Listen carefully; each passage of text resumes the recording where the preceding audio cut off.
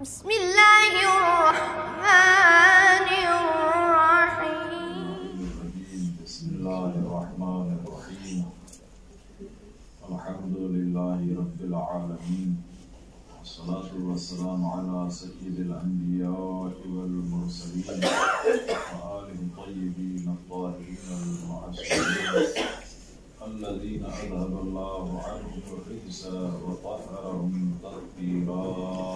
اللهم صل على محمد وعلى محمد. بسم الله الرحمن الرحيم. والذي بعث في الأميين رسولا منهم يتلو عليهم آياته ويزكيهم ويعلمهم الكتاب والحكمة وإن كانوا من قبل لفي ضلال مبين. اللهم صل على محمد وعلى محمد. قرآن کریم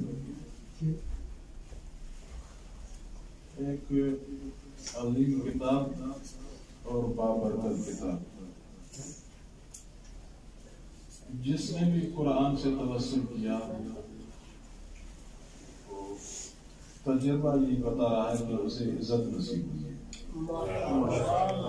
اور مصیبت عظمیٰ کہی ہے جو بھی کہی ہے، جن کو زیادہ سے زیادہ قرآن کے ساتھ مربوط ہونا چاہیے تھا. یہ تو نہیں کہتا ہوں کہ وہ مربوط نہیں تھے، مربوط تھے، لیکن ظاہراً اتنے مربوط بھی نہیں تھے. اور جن کو مربوط نہیں ہونا چاہیے تھا وہ قرآن کے ساتھ مربوط رہے. اور عجیب اتفاق یہ ہے جو میرے آنکھوں سے گزرا، ایک نابینا شخص جسے ابتدائی طہارت وغیرہ کے مسائل اصلاً ان سے آگاہی نہیں تھی، لیکن قرآن کا اس نے رٹا پورا لگایا ہوا. میرے آنکھوں کا تجربہ سنا. البتہ جو ان کا کام ہوتا ہے کہ قرآن یقیناً حفظ کیا ہوا تھا، تو چندے کی بیٹی تھی، ان کا کردار ہے، اپنا کام ہے، لیکن ہمیں اس پر زیادہ توجہ دینی چاہیے. اور پھر یہ بھی تجرباتی زندگی ہے، یقیناً آپ بھی گزرتے ہوں گے. ابھی کچھ چیزیں میرے ذہن میں ہیں، اس کی وجہ جو ہم سنتے تھے اور حقیقتاً آج صحیح ثابت ہو رہی، کیونکہ بچپن میں چیز ذہن میں آ جائے تو وہ چیز نکلتی تھی. ابتدا میں جو خالی ذہن ہونا یہ خالق کائنات کی نعمت ہے، لیکن اس سے بڑھ کر پھر والدین کا فریضہ ہے ایسا ماحول میسر کرنا کہ یہ قرآن مجید ہمارے دل اور دماغ میں آ جائے تو بہت بڑی چیز ہے. اور جو ابھی آئے گا پھر رہے گا دائم. اس حوالے سے البتہ قرآن کریم جو میں عرض کر رہا ہوں کہ ان کے پاس تھا، لیکن ان کے پاس ایک چیز نہیں تھی، تزکیہ نہیں تھا. یتلو علیہم آیات نہیں کو انہوں نے لے لیا، لیکن تزکیہ نہیں تھا. تو اچھا نہیں ہے کہ میں اس بات کو واضح کروں. آپ سمجھ سکتے ہیں اور جان سکتے ہیں ان کے کردار سے کہ قرآن بھی ہے لیکن کردار ان کا اچھا نہیں ہے. وجہ کیا ہے اچھے نہ ہونے کی؟ کہ تزکیہ ان کے پاس نہیں تھا. البتہ ہمارے اوپر یہ امام زمان عبد اللہ فرد الشریف کی نظر کرم آپ فرماتے ہیں. اللهم صل على محمد وعلى محمد وعجل فرجهم. جو بزرگان اور برادران مدارس کے ساتھ مربوط ہیں ذرا قدیم میں چلے جائیے. ابھی کی میں بات اتنی شاید نہ کر سکوں، اگر قدیم میں آپ چلے جائیں تو تزکیے پر ہمارے یہاں زیادہ ضرورت ہے. تزکیے پر ضرور تو ضرورت تھا، لیکن یہ جو یتلو علیہم آیات کائمہ جس طرح سے ہونا چاہیے تھا اس طرح سے نہیں ہوا. اور انہوں نے جو قرآن پر کام کیا از لحاظ رٹا صحیح، طوطے والی کنڈیشن صحیح، لیکن آپ یقین کر لیجئے کہ باہر انہوں نے ماحول کو اتنا یعنی اس عنوان سے پھیلایا کہ میں ابھی اپنی بات کر رہا ہوں کہ مجھے قرآن مجید یاد نہیں ہے، لیکن بعض لوگ باہر کے اور دیہاتی مجھے حافظ سمجھتے ہیں. وہ کیوں حافظ سمجھتے ہیں جبکہ میں معترف ہوں، آپ جانتے ہیں کہ مجھے یاد نہیں ہے؟ یعنی ان کے ذہن میں یہ چیز ہے کہ جو مدارس میں جاتے ہیں وہ قرآن کے ساتھ مضبوط ہوتے ہیں، قرآن کا حفظ ہے، اس کے علاوہ کوئی چیز نہیں۔ تو یہ ہمارے دیہات میں وہاں سے بات واضح ہے، ممکن آپ کے منتقل مختلف ہوں، تو ہمیں بھی یعنی وہ کیا سمجھتے ہیں؟ حافظ سمجھتے ہیں۔ اس میں ایک سفید ریش تھا، ایک مرتبہ بیٹھے ہوئے تھے، مہمان تھا ہمارا، تو کوئی بات ہوئی تو مجھے کہا کہ آپ کے پیٹ میں تو پورا قرآن ہے۔ اس ہندی کا جملہ ہے جو میں ترجمہ کر رہا ہوں، آپ کے پیٹ میں پورا قرآن ہے تو آپ تو جو بھی بات کہیں گے وہ ہمارے لیے قابل عمل ہے۔ یعنی یہی آپ اندازہ لگا لیجیے، پیٹ میں ہے کا مقصد یعنی آپ پورے حافظ ہیں، پورا آپ کو تو یاد ہے، اس کے علاوہ آپ کی کوئی بات ہوتی نہیں ہے۔ لیکن بہرحال عزیز انہوں نے اس پر کام بھی کیا اور اس سے سوء استفادہ کیا۔ سوء استفادہ یہ کہ شیعوں کا قرآن کے ساتھ کوئی تعلق نہیں ہے، اس حد تک انہوں نے پھیلا دیا کہ ان کے پاس حافظ قرآن نہیں ہے۔ بہرحال خالق کائنات کا لطف و کرم ہوا، امام زمان یقیناً عنایت، یہ انقلاب اسلامی ایران آیا اور اس کی برکات سے اس پر خصوصی توجہ دی گئی۔ البتہ انہوں نے بھی اسی نقطے کو لیا کہ کل عالم میں شیعوں کا قرآن سے کوئی ربط نہیں ہے، جب وہ باہر جاتے تھے ربطیں ان کو ملتی تھی۔ خود ہمارے پاکستان کے دینی مدارس میں جب میں پڑھ رہا تھا تو ہمارے استاد ہیں قبلہ ثابت النجفی، ممکن ہے آپ نے نام سنا ہو، خدا حفظ فرمائے، تو وہ قرآن پہ ہی کام کرتے تھے، یعنی تجوید اور قراءت وغیرہ۔ ایک تنظیم المکاتب جو قبلہ رضی جعفر کی پورے پاکستان میں پھیلا ہوا عنوان ہے، تو ان کا ایک ممتحن تھا مولانا غلام اصغر، اس کا نام تھا، ابھی بھی ہوں گے خدا کرے، مجھے نہیں معلوم، پرانی بات ہے۔ تو وہ فرما رہے تھے کہ پورے پاکستان میں نے دورہ کیا ہے یہ تنظیم المکاتب کے عنوان سے، پھر مدارس میں بھی ان کے کچھ عنوانات یعنی کوشش ہوتی ہے۔ بہرحال کہہ رہے تھے کہ خود بڑے علماء میں سے، جس طرح قبلہ صاحب کے تھے، اس طرح کے بڑے علماء میں سے کا ایک یہ سندھ میں مدرسہ ہے اور ایک پنجاب کا نام یاد ہے جو میرے ذہن میں ہے، کا ون پاکستان میں یہ دو مدرسے ہیں جو قرآن مجید پر کم از کم ظاہراً ناظرانہ پڑھنا اور تجوید اور واجبات کام کر رہے ہیں، وإلا اس کے علاوہ کوئی کام نہیں ہے۔ میں حوالہ نہیں دیتا ہوں کہ بعض جگہوں پہ اگر ہمارے جنازے ہوئے پڑھانے والے تو بزرگ ہی آئے، لیکن پیچھے اعتراض کرنے والے ان کی کوئی حیثیت نہیں، لیکن ان کا اعتراض میں کہوں غلط تھا، غلط بھی نہیں تھا۔ البتہ جب اعتراض کرتے تو آپ کو پتہ ہے پھر جہاں پر جواب نہ ہو تو ہم لڑ کے کسی طرح سے جان چھڑاتے ہیں، لیکن وہ حقائق کرنے کی بات نہیں ہوتی۔ تو عرض کرنے کا مقصد یہ قبلہ کہ یہ آپ کا ایک عظیم اقدام ہے، البتہ اس کو جدی لینے کی ضرورت ہے۔ یعنی جیسے ہوتا ہے کہ ایک سلسلہ بن گیا پھر ختم ہوا بن گیا، کیونکہ سب سے جو بڑی مصیبت ہے ہم عزیزان میں سمجھتا ہوں کہ وہ استقلال کی کمی ہے۔ ہم ذرا جلدی کی طرف ہوتے ہیں، خلاصوں کی طرف ہوتے ہیں، تفسیر میں جانے سے اور طول، اور جب تک آپ یقین کر لیجیے ایک فیلڈ میں پوری زندگی آرام نہیں دیں گے اس وقت تک عزت نصیب نہیں ہوگی۔ اگر ہمارے بزرگان بھی ہیں تو ان کا ایک استقلال ہے، استقامت ہے۔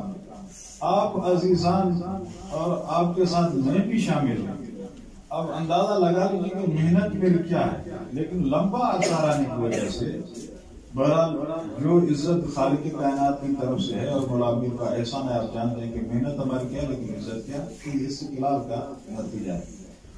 تو اولا استقلال درکار ہے عزیزان میں، اور قرآن یقیناً یتلو علیہم کا ایمان، لیکن تزکیہ یعنی اخلاقیات اور معنویات اس چیز کی اہم ضرورت ہے کہ توجہ دیں۔ وَإِلَّا جیسے میں نے عرض کیا کہ ان کا کردار قرآن ان کے پاس ہے، لیکن ان کا کردار تو نتیجتاً آج تک آپ دیکھ رہے ہیں کہ ان کی کنڈیشن کیا ہے، یعنی قرآن ہے لیکن لعنت بھی انہوں نے لے لی بات ساتھ۔ لیکن ہمارے ہاں اگر قرآن اس معنی میں نہیں تھا لیکن بہرحال کردار تھا۔ آپ یقین کریں کہ ہمارے جو بعض علماء اس دنیا سے جا چکے ہیں، اگر ان کی آپ میں یقین سے کہتا ہوں آپ تاریخ اٹھا کے دیکھیں گے تو یقین کر لیجیے یعنی وہ معصوم نہیں تھے، لیکن اگر معصوم کی تعریف کو لیا جائے اور پھر اس تعریف کے ساتھ آپ ان کو لے آئیں تو یہی آپ کہہ سکتے ہیں کہ انہو معصوم، میں یہی کہہ سکتا ہوں. ہمارے میں اوروں کی بات نہیں کرتا ہوں، ہمارے علماء معصوم نہیں تھے لیکن کأنہو معصوم کائنات. اب یہ معصوم کے متعلق ملتا ہے کہ ظاہراً جو عنوان ہوتا تھا مثلا قرآن کریم اولم تو وہی ہے، انہیں کی طرف سے. اب ان کے گھر میں جناب فضا بھی آ گئی تو قرآن لے لیے، وگرنہ قرآن اولم معصوم کا ایمان ہے کہ قرآن سے بولنا، قرآن کے علاوہ کوئی ایمان نہیں. لہذا ہمارے ائمہ کی جتنی آپ روایات اٹھا کے دیکھیں، احادیث دیکھیں، یعنی قرآن سے ہٹ کر نہیں، یا قرآن ہے یا قرآن کی ترجمانی ہے، قرآن کے علاوہ اور کوئی چیز نہیں ہے. اصل منبع بھی ہمارے پاس قرآن ہی ہے، اس کے علاوہ کوئی اور چیز نہیں ہے. اگر ہیں بھی تو بعد میں ہے، اس کے ایمان سے کہیں اس کی تائید ہے، وغیرہ ان کی کوئی اہمیت نہیں ہے. اگر قرآن کی تائید ہے تو قرآن اصل ہے، یعنی ائمہ کے متعلق ہے کہ جب بھی بات کرتے تھے قرآن سے بات کرتے تھے، قرآن میں مشغول کرتے تھے، قرآن کے علاوہ کوئی چیز نہیں ہوتی تھی. اور یہ جب خالق سے بات کرنا چاہتے تھے تو قرآن مجید کو اٹھاتے تھے.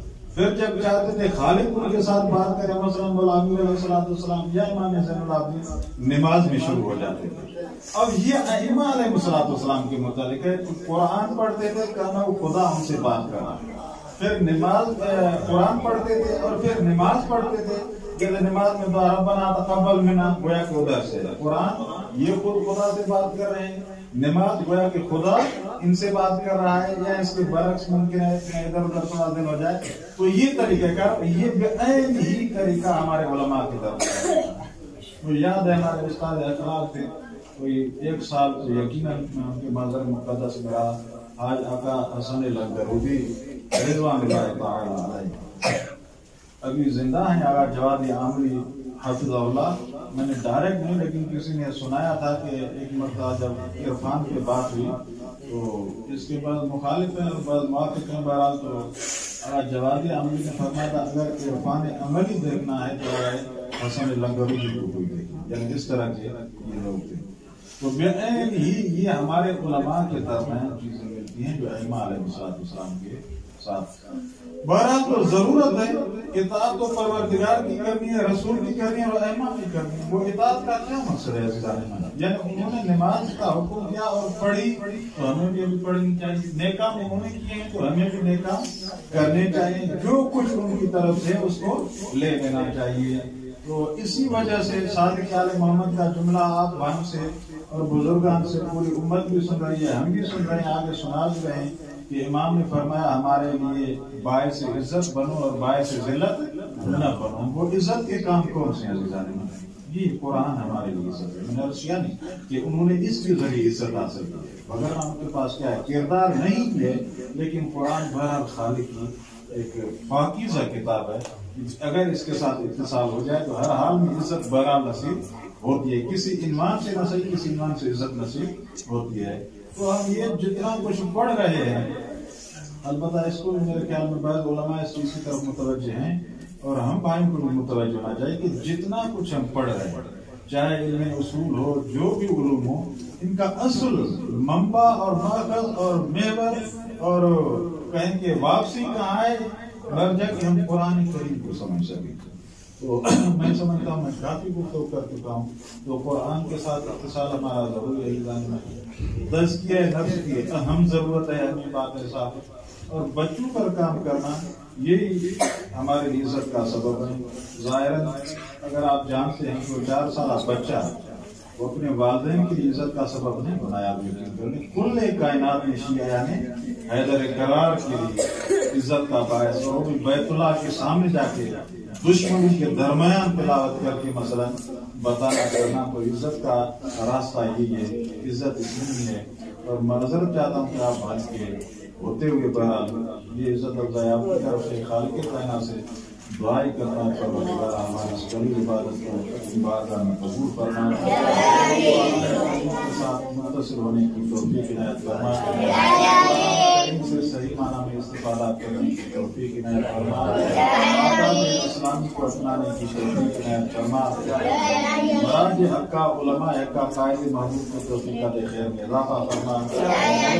روزگار پرچم اسلام کو سر بلند فرما، کفر کو سر نبو فرما، شفا کاملہ عاجلہ عنایت فرما، روزگار کو رزق حلال سے مالا مال فرما، انسان اور بچوں کے توفیقات خیر میں اضافہ فرما، نیک اور صالح بننے کی توفیق عنایت فرما۔ مؤسسہ کہیں جو بھی کہیں ایمان ہے، جتنے برادران اس میں مربوط ہیں، میرے خالق ان کے توفیقات خیر میں اضافہ فرما، مذہبی حقہ کو دور علاقے میں ترقی میں فرما، حقہ کو جلد ظاہر فرما، قدیم میں شہادت نصیب فرما، رضایت ان کو ہمارے شام کے حال فرما، تقبل منا انک انت السمیع العلیم۔